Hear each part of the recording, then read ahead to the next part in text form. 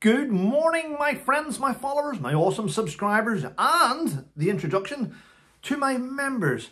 I have 50 members now. Thank you very much for everyone who tuned in last night to watch me speaking to the Fitness Hutch and Graham the Baron Hesketh. It's lovely. And if you haven't subscribed to them, why not? It's free. Anyway, it is Thursday the 29th of March. What a wonderful day. The sun is shining. My ceiling is drying. From what had happened is a few nights ago, unbeknown to me, and I've just found this out, there's a flat below me. See, so I don't live in a fancy apartment, I live in a flat. It's my apartment. It's mine. Anyway, I didn't know this, but in the attic of mine, I hold the water tank not only for my property, but for the property below. Now, I'm not sure whose tank it was that leaked. It just needed fixed. It doesn't matter.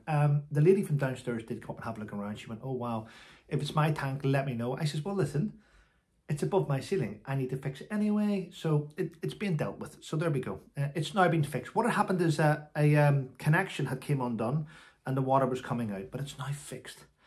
Now it's going to take days to dry. I can't use that light because the water was coming through that, so I need to leave that a while to dry. So last night during the live, you'll see that I was a little bit red and sweating because I had a heater on towards the ceiling and the room was filling up with hot air, probably coming from me. But anyway, it's fixed now. Well, drying out. Anyway, so what's happening? Yes, I've reached 50 members already. Thank you very much to each and every one of you.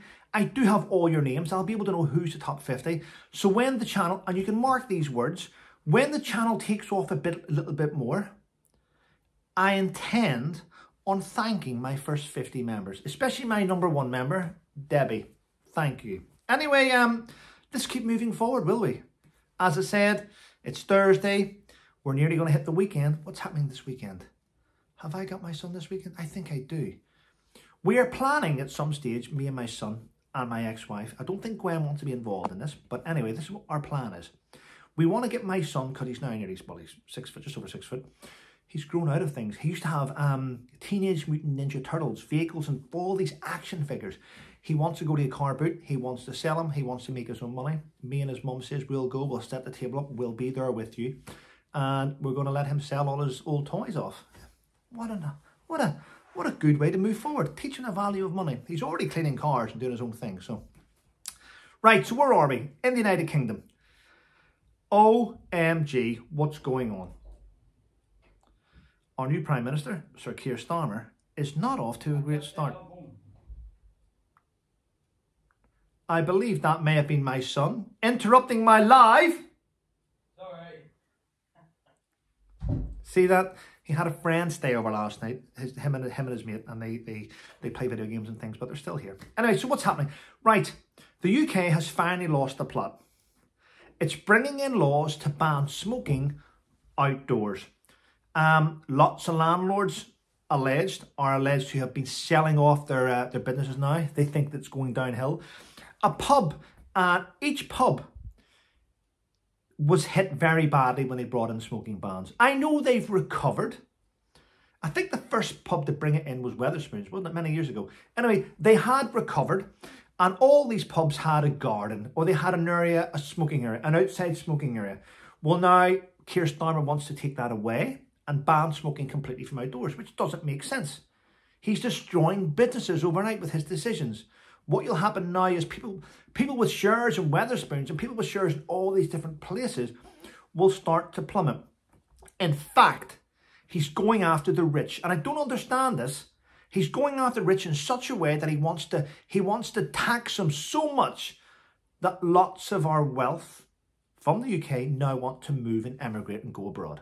They want to move out the UK. So what happens when you take away the wealth?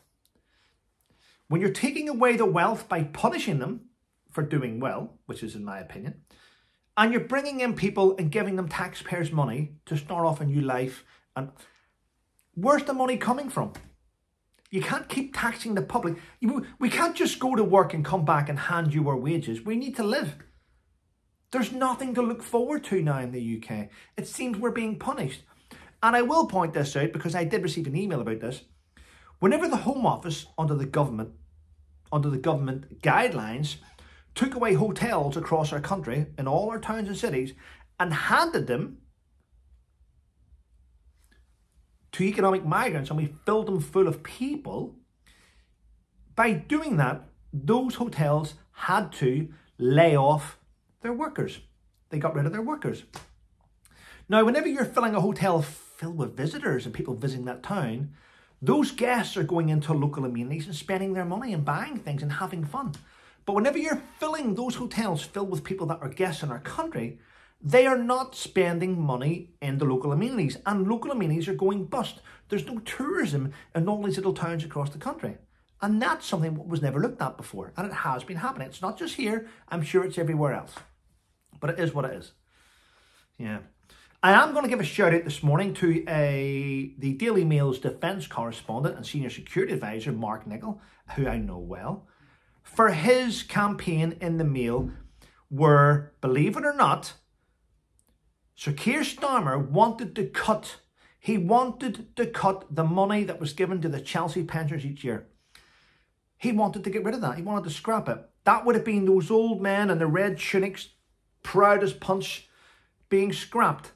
Well, the Mail did a campaign, and under Mark Nichol, they applied lots of pressure on the government, on the MOD, and they've managed to save the Chelsea pensioners. It's sad, but it's sad that Mark's had to do this, and with a lot of help, but just goes to show you the direction. Did you know that this new government has cut spending on giving our own British troops ammunition for training? They've cut back on ammunition to train our troops. But I want to point this out. At the same time, cutting back the ammunition to train our own armed forces, we're giving away billions to Ukraine. We're giving them ammunition. Isn't that weird? So, I'm also hearing, and I've seen the pictures for the fact checkers, Sir Keir Starmer was in Germany. He's trying to renegotiate a plan which doesn't alarm the UK citizens with Brexit, but he is open to a new referendum. I mean, what next, eh? It seems weird because people are getting older and older and older.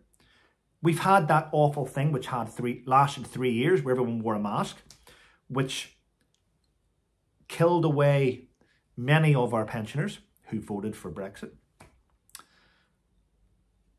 And now we're cutting winter fuel allowance, which may see other of our elderly statesmen and women pass away, not be able to photograph themselves. And then you bring in a new referendum, possibly. Just saying, I'm saying it out loud. And all the youth are going to vote for it because our youth are brain dead. They are brain dead. They voted for Starmer.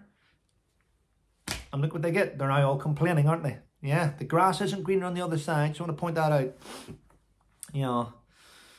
Well, and Oasis are back together, allegedly. Next year, they're doing a UK tour next year. But this is how brain dead, this is how stupid Noel and Liam are. They are doing a UK tour next year. They're going to Edinburgh. They're going to Cardiff, London, Manchester, Dublin. Dublin's not in the UK, Liam and Noel. No, but you've ignored Belfast, which is in the UK. You've excluded a part of society because you do not know geography. It's quite sad. I would have loved they went and watched them in Belfast, along with thousands and tens of thousands of other people. But they've ignored Belfast, and I don't know why they've done it. Shame on you. Shame on them. But there we go. Education isn't a bad thing. Here's geography. Just learn it, you know. Craziness, isn't it? There we go. Wow. But if you are going to one of the Oasis gigs in Dublin, Edinburgh, Cardiff, London and Manchester, hotels, you want to know what the hotels have done? I'll just go to show you. Hotels have done this. They've cancelled a lot of people's stays during the Oasis gig. So they've cancelled people's reservations and they've taken back the empty rooms and they're charging up to 3 times the price for a room. Yes, exactly. Greedy hotels are now charging 3 times the price to stay at their homes, to stay at their B&Bs and hotels during the Oasis gig. They're all cashing in on it. Anyway, listen, I'm going to shoot on. Remember, tonight, I think it's 7 p.m, I have my guest on. I have Nick Dunn on tonight on my podcast, 7 p.m. on this channel. Tune in. You're going to enjoy it. It's going to be fabulous. I'm going to sit down today and work out awesome questions to ask him. I want to be fantastic. And other than that, you can buy his book. His book is available on Amazon. It's a great book. Yeah. So I need to finish it. I've got about a chapter and a half left, so I need to get that done before tonight. But if you are on Amazon as well, please remember to leave reviews for my book. And if you're up early in the morning and you fancy a coffee, remember, Soldier on coffee in a Trevor Colt mug is the best. So stay safe, keep your friends close, keep your circle tight, have no penetration from anything, and you'll have a wonderful day. Take care.